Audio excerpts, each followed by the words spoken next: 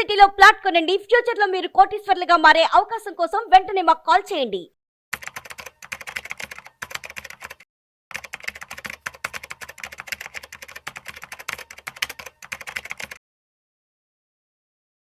నమస్తే, welcome to Suman TV. నేను విష్ణు. ప్రస్తుతం పాటు AMFI registered mutual fund distributor Velde Chakradhar garu ఉన్నారు. సార్తో మాట్లాడదాం.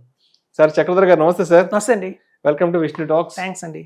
సో చక్రధర్ గారు, చాలా మంది ఇన్వెస్ట్మెంట్ అడ్వైజర్స్, వెల్త్ అడ్వైజర్స్ అందరూ కూడా 15 గురించి చెప్తుంటారు. అంటే నెలకి 15,000 చొప్పున 15 సంవత్సరాల పాటు కనుక ఇన్వెస్ట్ చేస్తే 15% రిటర్న్స్ చొప్పున ₹1,00,00,000 అక్యుములేట్ చేసుకోవచ్చు అని ప్రతి ఒక్క ఇన్వెస్ట్మెంట్ అడ్వైజర్ చెప్తుంటారు కదా.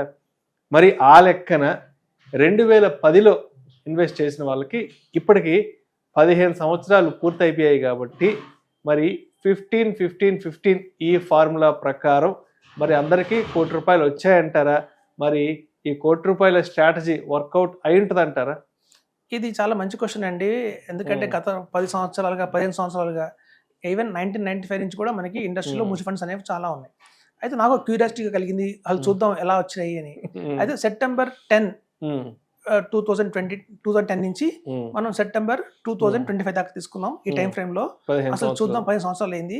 అయితే 15 సంవత్సరాల్లో ముందు వాళ్ళు పెట్టింది ఎంత, వాళ్ళు ఇన్వెస్ట్ చేసింది ఎంత అంటే 27 lakhs ఇన్వెస్ట్మెంట్ చేశారండి. 15,000 రూపీస్ చొప్పున 180 months వస్తుంది. 15 years అంటే 180 months. సో 180 months 15,000 రూపీస్ చొప్పున మనకి 27 lakhs అయితే వాళ్ళ కాంట్రిబ్యూషన్ అయితే అయిపోయింది. అయితే మనకి ఇన్ రిటర్న్ ఎంత ఇచ్చింది అంటే ఒక్కొక్క ఫండ్ ఎంత ఇన్వెస్ట్మెంట్ చేసింది ఇచ్చిందో చూద్దామండి. యాక్చువల్గా మనకి సెన్సెక్స్ మనకి చూస్తే 2010 ఆ టైంలో 20,000 సెన్సెక్స్ ఉందండి. మార్కెట్ BST మా స్టాక్ ఎక్స్చేంజ్ 20,000 ఉంది. ఇవాళ చూస్తే మనకి 80,000 దాకా వచ్చింది. 82 దాకా ఉంది. అంటే స్టాక్ మార్కెట్ మనకి 4 times పెరిగింది. 20,000 నుంచి 80,000 అంటే 4 times పెరిగింది. సో ఇట్లా పెరిగిన మార్కెట్లో మనకి ఒక్కొక్కటి చూద్దామండి. ఫస్ట్ ఇండెక్స్ తీసుకుందాం. నిఫ్టీ 50 అనగానే అంత అనుకుంటారు ఒక లార్జ్ క్యాప్, టెన్షన్ లేదు, మిడ్ క్యాప్ ఉండదు, స్మాల్ క్యాప్ ఉండదు, ఏమీ ఉండదు, ఇండెక్స్ హ్యాపీగా అని అందరూ ఎక్కువ మంది 50 చేసుకుంటారు. సో అలా నిఫ్టీ 50 మనకి ఇచ్చినట్టు ఏంటంటే 13.27% అండి ఈ 15 years గాను. సో అంతే మీకు రిటర్న్స్ చూస్తే 84,60,000 వచ్చింది. అంటే మనం అనుకున్నట్టుగా 15 into 15 మనం కూడా రాలేదు. 84,63,000 వచ్చింది. ఇంకా 16 లక్షలు తగ్గింది. 16 లక్షలు తగ్గింది. అయితే అసలు అప్పటి నుంచి ఇప్పటిదాకా మార్కెట్ లో ఎన్ని లార్జ్ క్యాప్ ఫండ్స్ ఉన్నాయి, లార్జ్ క్యాప్ సంబంధించిన ఫండ్స్ ఎన్ని ఉన్నాయంటే 21 ఫండ్స్ ఉన్నాయండి. అప్పటి నుంచి ఇప్పటిదాకా కూడా 21 ఫండ్స్ అయితే మనకి రన్నింగ్ లో ఉన్నాయి. సో అట్లాంటి వాటిలో నెంబర్ 1 టాప్ 3 తీసుకుందాం. At the same time bottom 3 కూడా తీసుకుందాం. ఎంతసేపు మనం టాప్ చెప్తాం కానీ అసలు బాటంలో ఉన్న పరిస్థితి ఎప్పుడు మాట్లాడడం. సో ఈసారి మనం బాటంలో కూడా తీసుకుందాం. సో ఈ 21 ఫండ్స్లో first Nippon India large cap fund అండి. ఇది మాత్రం 15.66% ఇచ్చి కోటీశ్వర్లను ఎత్తి చేసింది. సో ఇందులో పెట్టిన వాళ్ళందరికీ కూడా నిప్పాన్ ఇండియా లార్జ్ క్యాప్ లో పెట్టిన వాళ్ళందరికీ కూడా 1,07,00,000 వచ్చిందండి. 1,07,00,000 అంటే ఇది మనకి అనుకున్నట్టుగా 15 into 15 లో 1 crore తెలిపింది. తర్వాత ఐసిఐసిఐ పొటెన్షియల్ వాళ్ళ లార్జ్ క్యాప్ ఫండ్ అండి.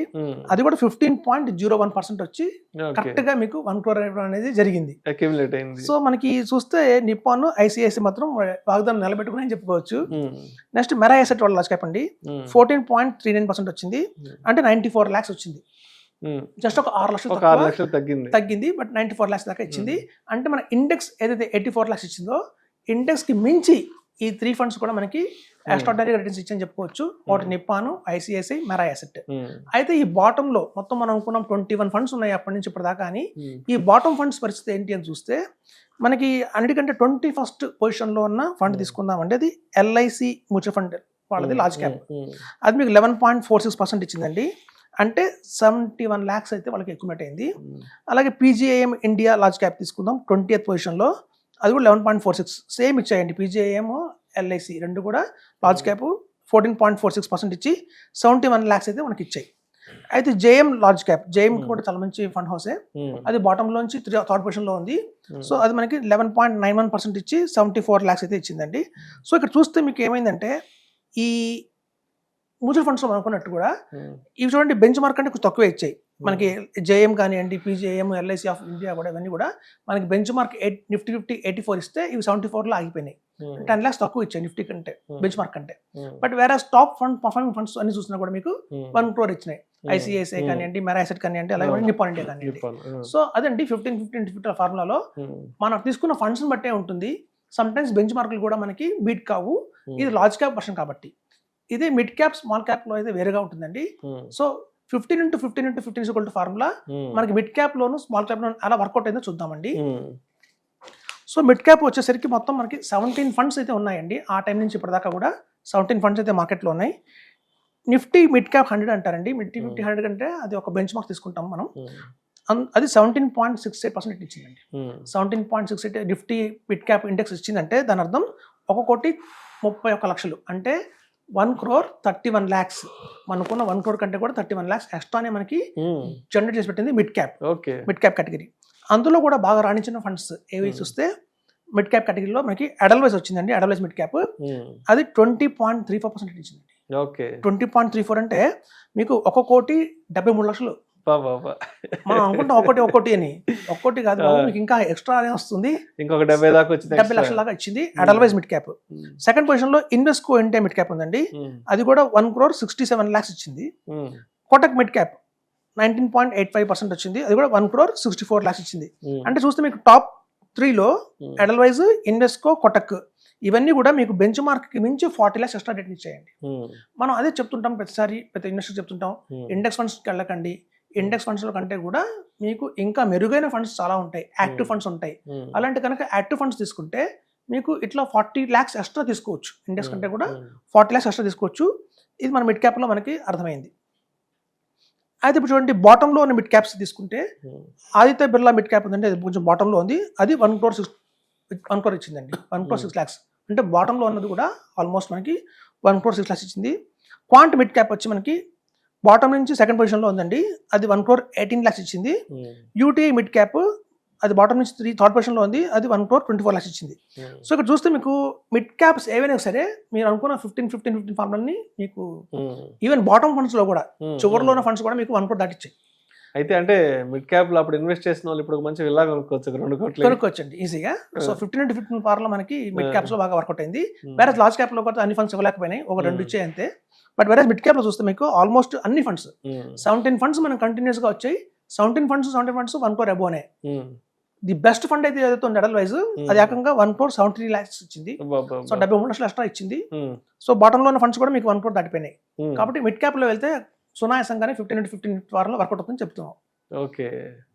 ఇంకా స్మాల్ క్యాప్ విషయంకి వద్దాం sir.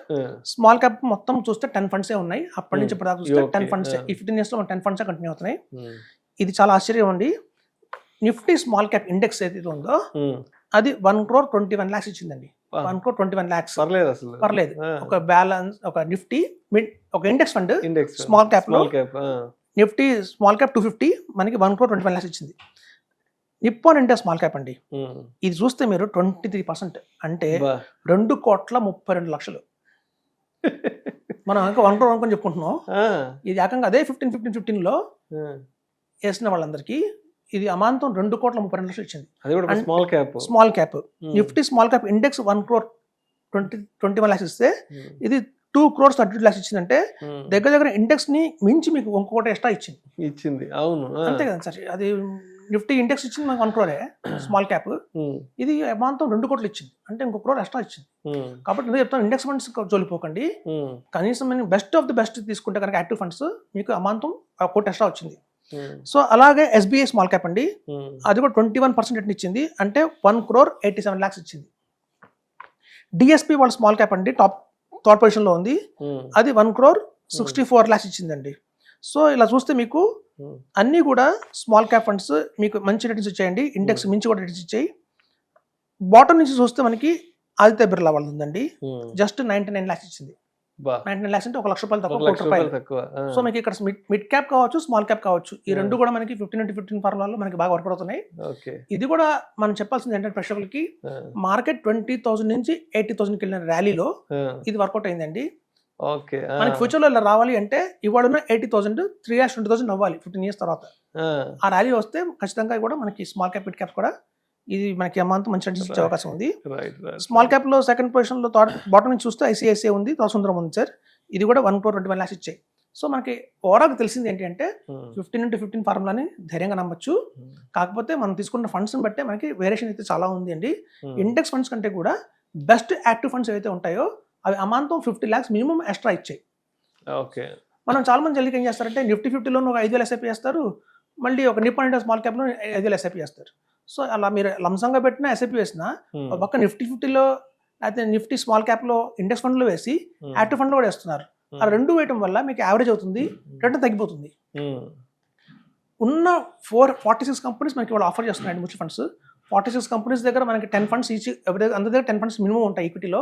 Small cap, mid cap, large mid cap, thematic అలా కలిపి అంటే 460 ఫండ్స్ ఉన్నాయి ఇండియాలో మార్కెట్లో.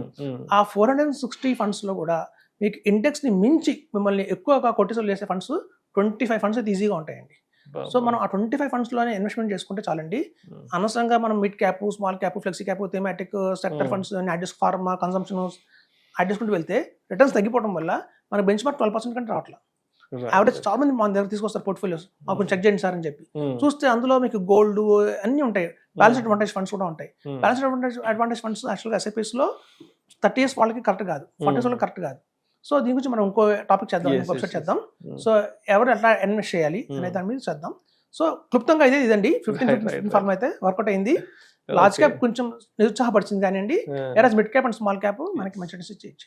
సో మొత్తానికి 15-15-15 ఫార్ములా ఎవరైతే లాస్ట్ ఒక 15 years బ్యాక్ ఇన్వెస్ట్ చేస్తుంటారో నెలకి 15,000 రూపాయలు చొప్పున 15 సంవత్సరాల పాటు, వాళ్ళందరికీ 15% అంతకంటే ఎక్కువ మనకి మిడ్ క్యాప్లో, స్మాల్ క్యాప్లో రిటర్న్స్ రావడం జరిగింది. లార్జ్ క్యాప్లో అంటే ఆల్మోస్ట్ కొంచెం దగ్గరకి ఒక 90 లక్షలు 95 లక్షల వరకు వచ్చి అంతవరకు రావడం జరిగింది. సో మొత్తానికైతే మాత్రం ఈ స్ట్రాటజీ, ఈ ఫార్ములా మాత్రం వర్కౌట్ అయిందంటారు మ్యూచువల్ ఫండ్స్లో.